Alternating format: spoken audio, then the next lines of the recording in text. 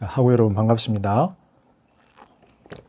이제 빌립보서 두 번째 시간을 여러분들하고 가져볼 텐데요. 먼저 여러분들 2장 6절에서 11절까지 한번 교수님 읽으라는 대로 한번 읽어봤지요? 안 읽어보셨나요? 안 읽어보셨으면 안 되는데. 자, 그러면 일단 먼저 한번 2장 1절에 한번 펴보세요. 1절. 그래서 지금 이제 아까도 제가 이야기를 했지만 빌립보서의 빌립보 교회의 유일한 문제는 분파였어요. 분파. 두 여자 집사, 권사, 두 여자 집사, 요디아와 순두계 두 파로 나누어져서 약간의 분쟁이 있었던 것 같아요. 남자들이 분쟁해도 무섭지만 여자들이 분쟁하고 싸워도 무서워요. 그래서 어쨌든 갈라져가지고 약간의 갈등이 있었기 때문에 바울은 서로 화해하라, 하나로 연합해라 라고 이야기를 해요. 그런데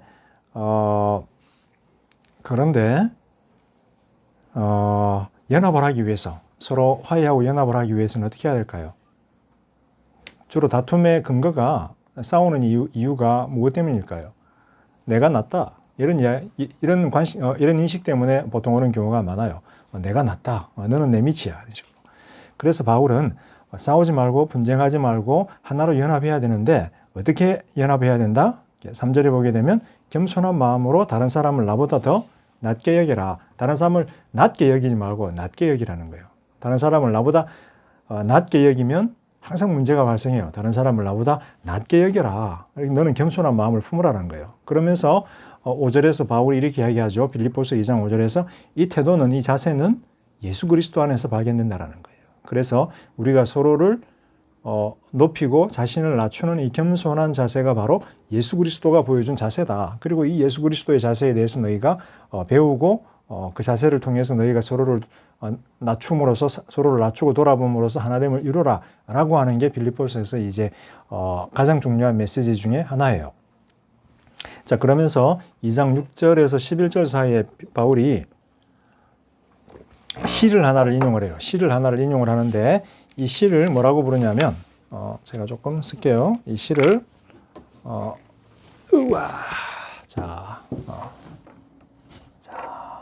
이 시를 케노시스 시라고 불러요. 커피가 보이네요. 이제 커피 이거 좀 지우고 싶은데 안 지워져요. 여러분 졸리면 커피 한 잔 마시고 그러세요. 근데 스타벅스 가서 커피 마시지 마세요. 너무 젊은이들 우리 모여가지고 마스크 안 쓰고 좀 빠글빠글 거리는 경향이 있는데 교수님은 조금 걱정이 사실은 좀 됩니다. 그래서 커피는 가급적이면 테이크아웃으로 마시거나 집에서 마셔주시기를 바랍니다.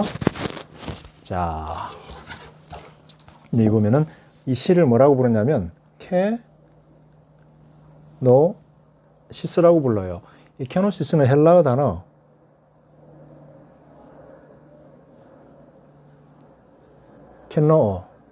켄노어에서 시작됐어요. 케노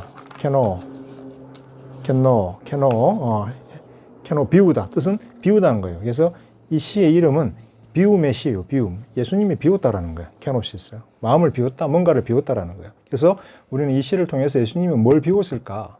스스로를 겸손하게 낮추고 뭘 비웠을까? 이걸 한번 보고 싶어요.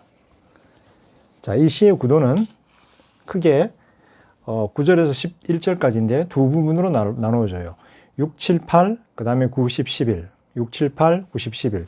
그래서 6에서 8절까지는 6, 7, 8, 그 다음에 9, 10, 11절인데 6, 7, 8에서는 예수님이 어떻게 높은 자리에 있다가 낮아졌는가를 설명을 하고 9, 10, 11은 이 낮아진 예수님이 다시 어떻게 높아지셨는가를 설명을 해요. 그래서 지금 9, 10, 11에서 보여주는 예수님의 어떤 그런 행적은 이렇게 V자 곡선을 그려요. 낮아지고 높아지고. 자, 그래서 이 사이에 지금 무슨 일이 있었는가 이것에 대해서 한번 볼 텐데, 자, 일단 6절에서 8절을 한번 먼저 보도록 할게요. 자, 6절에 보면은 예수님께서는 하나님의 형체로 존재하셨다라고 해요. 자, 여기 제일 처음에 예수님께서는 하나님의 형체로 존재하셨다. 자, 이게 뭘까? 하나님의 형체로 존재하셨다. 이게 뭘까?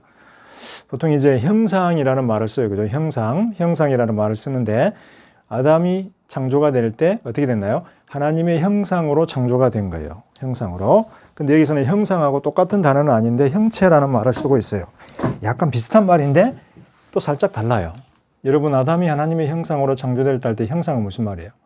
하나님의 외모가 겉으로 우리 눈에 보였을 때 보이는 그 외부적인 시각적인 모습이 바로 형상이에요.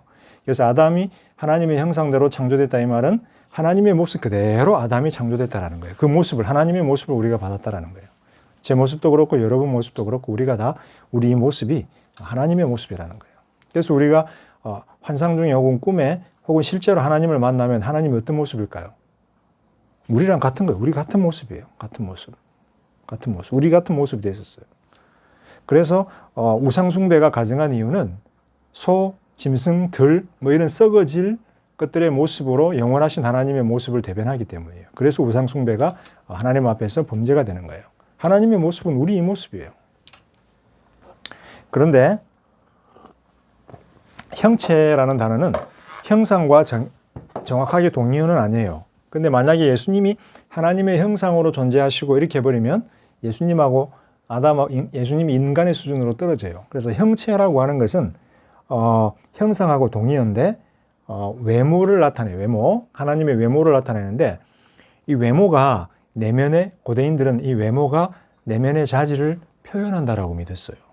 그래서 이 형체라고 하는 것은 외모를 의미하는데 직접적으로 이 외모가 그냥 외모만을 이야기하는 것이 아니라 내면적인 표현으로서의 외모를 이야기한다라고 이야기해요. 그래서 여러분들도 인상이라고 하는 말을 쓰는데 여러분도 그 사람 눈빛, 얼굴 이렇게 보면 대충 알잖아요. 아, 저 사람이 교양이 있는 사람이구나, 없는 사람이구나. 혹은 저 사람이 신분이 좀 높은 사람이구나, 낮은 사람이구나. 뭐 이런 걸 알 수 있잖아요.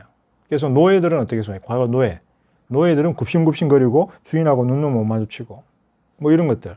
그 다음에 하나님의 형체니까 하나님의 외모는 어떻겠어요? 하나님의 내면의 신적인 본질이 드러나는 외모인 거예요. 그러니까 영광도 나고 빛도 나고 막 웅대하고 아름답고 뭐 화려하고 그런 거란 말이에요.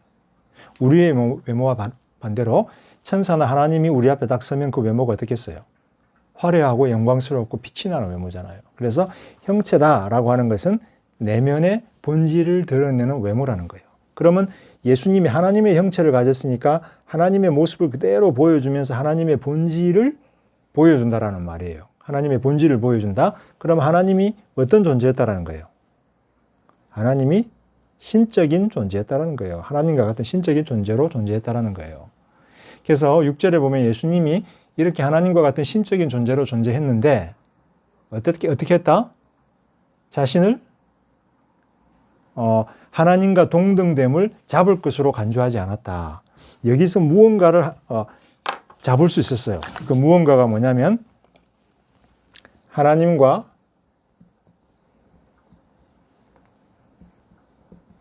동등됨이에요. 여기서 예수님이 무언가를 이거를 잡을 수가 있었는데 잡지를 않았대요. 그래서 이게 뭔지 우리가 지금 질문해 봐야 돼요. 사람들은 흔히 하나님과 동등됨이니까 하나님됨, 즉 신성이 아닌가 이야기하지만 하나님됨, 신성은 이미 여기서 가지고 있었어요. 그래서 하나님과 동등되면 신성 그 이상의 무엇이었어요. 요거는 우리가 한번 고민해 봐야 돼요. 자, 그런데 예수님이 여기서 하나님과 동등됨을 취할 것으로 여기지 않고 자신을 낮춰버렸어요. 그 다음에 8절. 그런 다음에 어떻게 했나요? 자신을 비워버렸어요. 자, 비워버렸어요. 비워버렸는데 어떻게 비웠나요? 종의 형체를 취하고 인간의 모습으로 만들어짐으로써 자기 자신을 비웠다라고 이야기를 해요. 보통의 경우는 비운다라고 하는 것은 가지고 있는 걸 버리는 걸 비운다 그래요. 근데 예수님의 경우는 하나님의 형체로 신적인 존재로 살고 계셨는데 인간의 외모, 인간의 모습을 가지게 된 거예요. 이 인간의 모습은 종의 형체라고 불러요. 예수님이 종이 되셨나요? 예수님이 종이 되신 게 아니고 인간의 외모, 즉 인간의 외모는 뭐예요? 인간의 형체니까 인간의 외모의 모습으로 나타나셨다. 단순히 외모만 인간인가요? 아니요. 본성도 예수님이 본성도 가지신 거예요. 본성도 가지고 이 땅에 태어나신 거예요. 그래서 하나님의 형체와 인간의 형체를 비교해 보니까 하나님의 형체는, 하나님의 본성은 너무도 강한데 인간의 본성, 인간의 형체는 너무도 비굴하기 때문에 하나님의 형체에 비했을 때 인간의 형체는 종과 같다. 그래서 종의 형체라고 하는 거예요. 하나님의 형체는 가장 고귀한 것이고 인간의 형체는 하나님에 비해서 너무 낮기 때문에 종의 형체와 같다라고 한 거예요. 그래서 이 순간에 이게 지금 무슨 사건인가요? 성육신의 사건인 거예요. 성육신의 사건.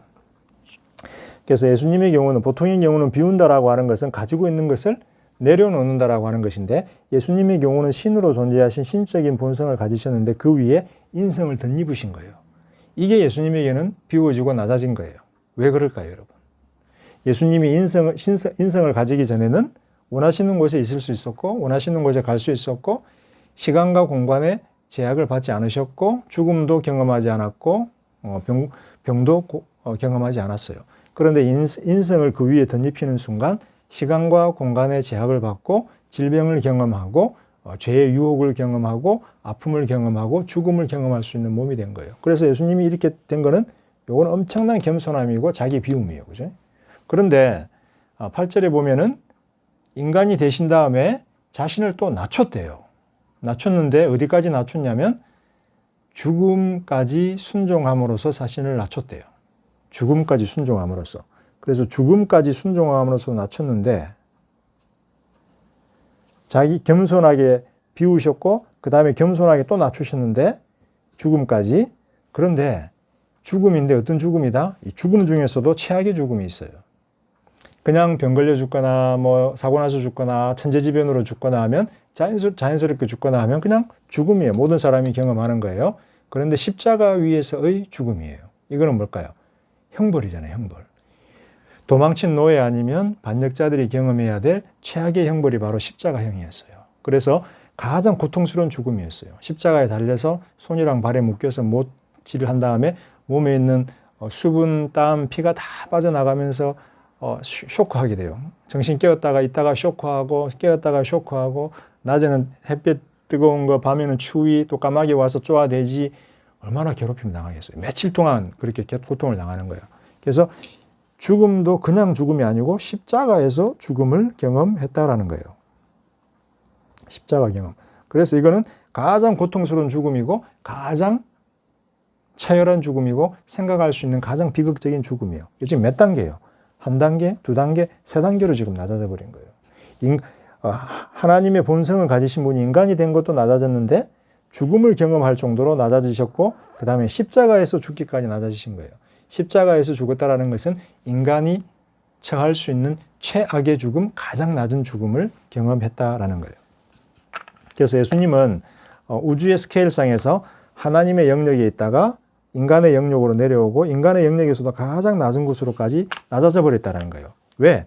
스스로를 비웠고 겸손하게 낮췄고 하나님께 순종하기 위해서.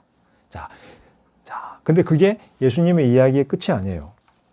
자, 9절에 보면 이래서 하나님께서 그를 굉장히 높여주셨다라는 거예요. 그래서 하나님께서 그를 굉장히 높여주셨다. 하나님께서 높여주셨다. 자, 높여주셨는데 어떻게 높여주셨어요?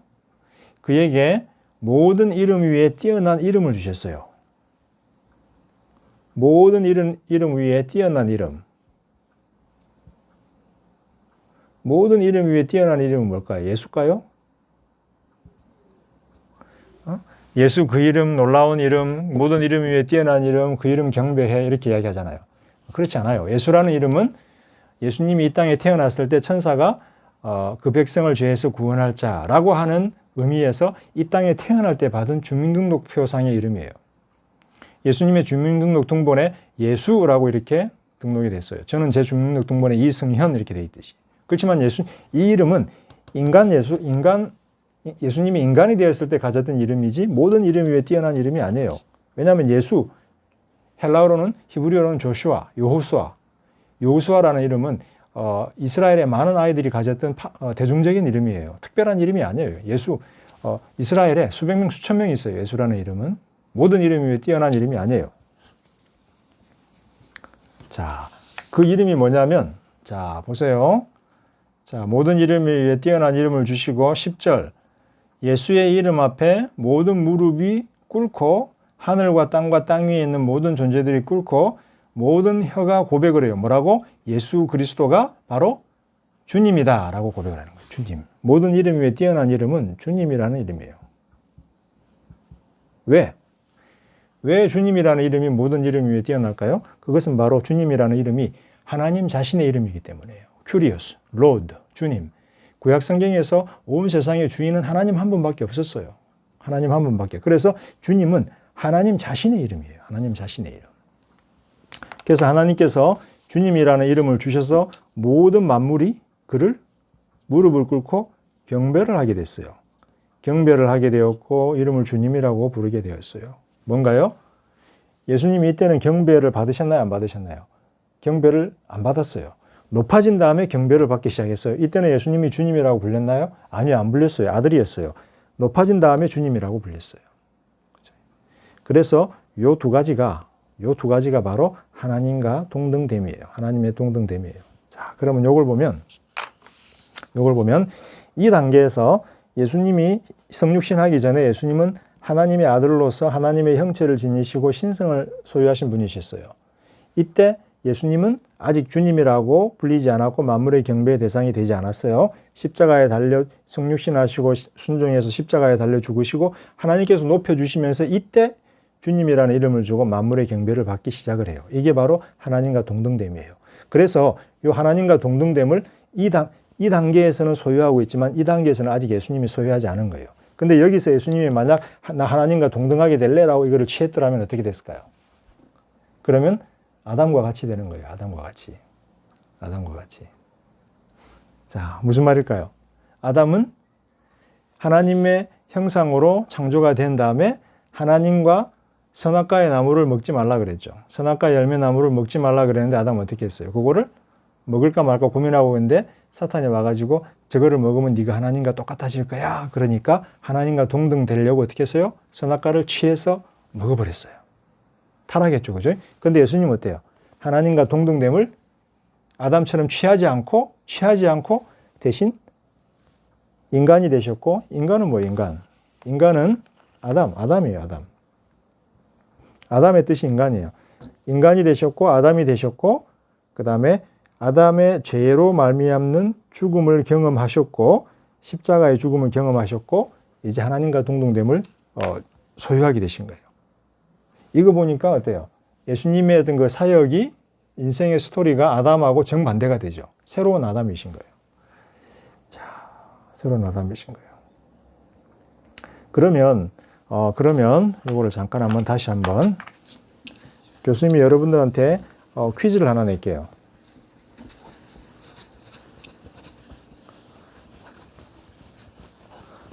자, 지금 이 시가 이야기하는 거는 예수님의 처음 시작 단계가 여기였다면 이렇게 떨어졌다가 요렇게, 즉 똑같은 레벨일까요? 아니면 요렇게 떨어졌다가 더 높은 곳에 이렇게 갔을까요?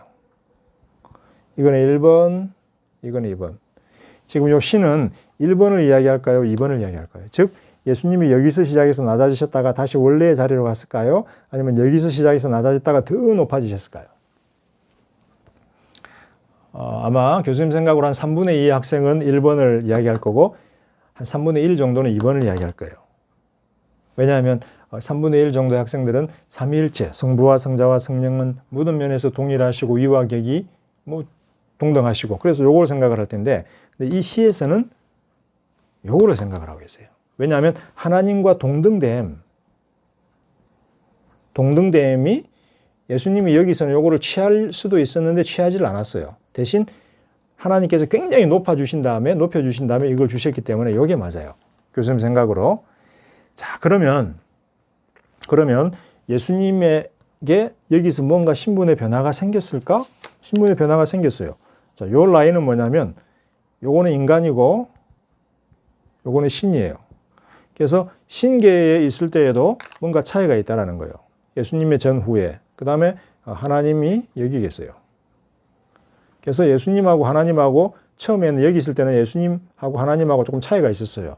뭐예요? 하나님 아들이고 아버지이기 때문에 약간 차이가 있었는데 여기서는 동등해졌어요. 무슨 말일까요? 여러분이 영화를 보게 되면 고대 영화를 보게 되면 보좌가 있어요. 중간에 보좌에 누가 앉나요? 왕이 앉아요.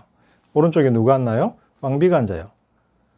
그 다음에 신하들은 저기 앞에 이렇게 서 있어요. 자, 그러면 질문. 왕자들은 어디 앉나요?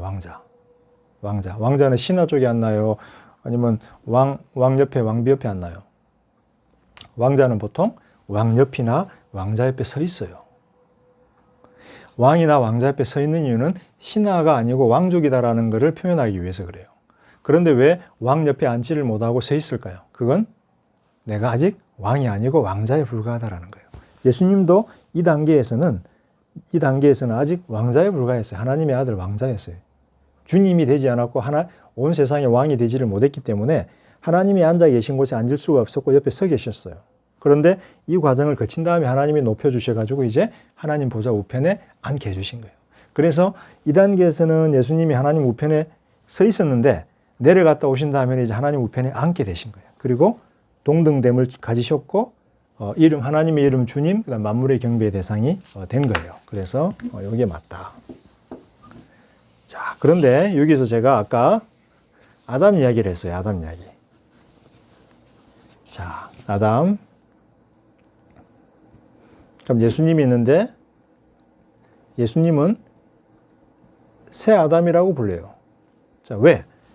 아담은 하나님과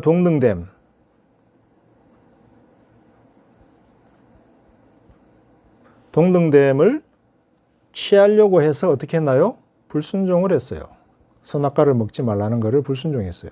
근데 예수님은 하나님과 동등됨을 취하지 않고 순종을 했어요. 불순종의 결과 아담이 경험한 것은 죽음이었어요. 죽음. 근데 예수님은 순종의 결과 죽음을 경험했어요. 아담의 경우에는, 그리고 아담 안에 속한 우리 자손들의 경우에는 죄에 대한 결과로, 불순종의 죄에 대한 결과로 죽음을 경험해야만 해요. 그런데 예수님 같은 경우는 죄가 없으신 분이기 때문에 죄를 경험할 필요가 없었어요. 그런데 인간이 되셨어요. 예수님은 인간이 되셔서 죽음을 경험하시는데 자기의 죄에 대한 죽음이 아니라 하나님의 뜻에 대한 순종으로서 죽음을 경험을 하신 거예요. 예수님이 자기를 낮추신 거예요. 낮추시고 순종을 하신 거예요. 그 결과 아담은 죽고 심판을 받았어요. 심판. 그런데 예수님은 순종의 죽음의 결과 높아지셨어요. 그래서 아담은 원래 하나님의 형상으로 있다가 추락을 해버렸어요. 하나님의 형상으로 있다 추락을 해버렸는데 아담은 하나님의 형상으로 있다가 높아지려고 하다가 추락을 해버렸어요. 그런데 예수님은 하나님의 형상으로 존재하시다가 스스로를 낮추셨고 그의 결과로 굉장히 이렇게 높아지신 거예요. 그래서 아담하고 예수님의 인생이 대조가 되고 있어요. 그래서 예수님은 새 아담이다라고 바울에 의해서 불려져요. 자, 그 다음에 여기서 아담에게 하나님이 주셨던 특권이 하나가 있어요. 그거는 뭐냐면 아담이 하나님의 형상으로 창조됐기 때문에 하나님의 영광을 덧입고 있었고 아담에게 주어졌던 직업은 뭐다? 세상을 다스리는 왕이었어요. 세상 피조물 세계를 다스리는 왕으로 세워졌어요. 그런데 아담은 심판을 받고 이 왕권을 상실해 버렸어요. 그런데 예수님은 순종하고 죽고 난 다음에 어떻게 됐나요? 높아지셨죠? 높아짐의 결과 뭐가 주어졌나요? 주권이 주어졌어요. 세상의 주권. 주님이고 만물이 경배하는 주권이 주어진 거예요. 그래서 아담이 가지고 있던 왕권을 아담은 불순종의 죄로 상실했지만 예수님은 순종을 통해서 아담이 잃어버렸던 주권을 상실하게 되는 거예요. 회복하게 되는 거예요. 이런 면에서 아담하고 예수님의 어떤 인생의 경로가 전혀 다르다. 그래서 로마서에 아담 기독론이 있었잖아요. 그러면 우리는 어떻게 해야 되겠어요? 우리에게는 옵션이 두 개예요. 이 사람을 따라갈 수 있고 이분을 따라갈 수 있어요. 우리는 태어날 때 이분 안에서 태어나서 이분을 따라 살아요. 그런데 그렇게 살면 안 되고 이분을 따라서 살아야 우리가 높임을 받고 주님의 주권을 공유하면서 세상을 다스리시는 하나님의 자녀들이 되는 거예요. 그래서 그러면 뭘 해야 된다? 순종을 해야 돼요. 어떤 순종? 낮아짐, 낮춤, 겸손하게 낮추는 순종을 해야 된다는 거예요. 바울이. 그래서 바울의 메시지는 뭐냐면 예수님이 보이신 이러한 겸손한 순종의 메시지를 따라서 빌립보 교인 너희들도 스스로를 겸손하게 순종하고 낮춰라. 그래서 서로를 높여라. 그러면 어떻게 된다? 너희가 하나로 연합하게 되고 너희들의 내부적인 분열의 문제를 해결할 수 있다는 거예요. 그런데 이 안에 담겨진 더 깊은 메시지는 예수님이 순종한 것처럼 너희들이 순종하면 하나님께서 너희들을 예수님을 높여주신 것처럼 굉장히 높여주실 것이다 라는 거예요. 그래서 여러분도 그렇고 저도 그렇고 우리가 겸손하게 살아야 돼요. 교수님 겸손하게 살려고 노력하잖아요. 그러면 하나님이 우리를 높여주신다. 이게 바로 케노시스 시의 메시지예요. 그런데 이 케노시스 시는 예수님이 돌아가신 후 30년경에서 한 2년 정도 있다가 2, 3년 있다가 30년대 중반에 초대교회 성도들이 불렀던 시예요. 신약 성경이 아직 쓰여지기 전 아주 옛날 예수님이 돌아가신 다음에 부활하신 다음에 한 5, 6년 있다가 30년대 중반에 초대교회 성도들이 작성하고 불렀던 가장 오래된 시예요. 바울이 빌립보서를 쓰면서 이 시는 아마도 초대교회 성도들이 노래하고 낭송하고 암송하고 막 그랬을 거예요. 바울은 빌립보서 편지를 빌립보 교회에 쓰면서 이 시를 인용을 하고 있어요. 그래서 빌립보 교인들도 이 시를 잘 알고 있는 거예요. 자, 여러분, 오늘 빌립보서 충분히 배웠고 이제 잠깐 쉰 다음에 휴식한 다음에 우리 빌레몬서에 대해서 같이 한번 나눠보도록 해요. 자, 여러분 잠시 후에 다시 봐요.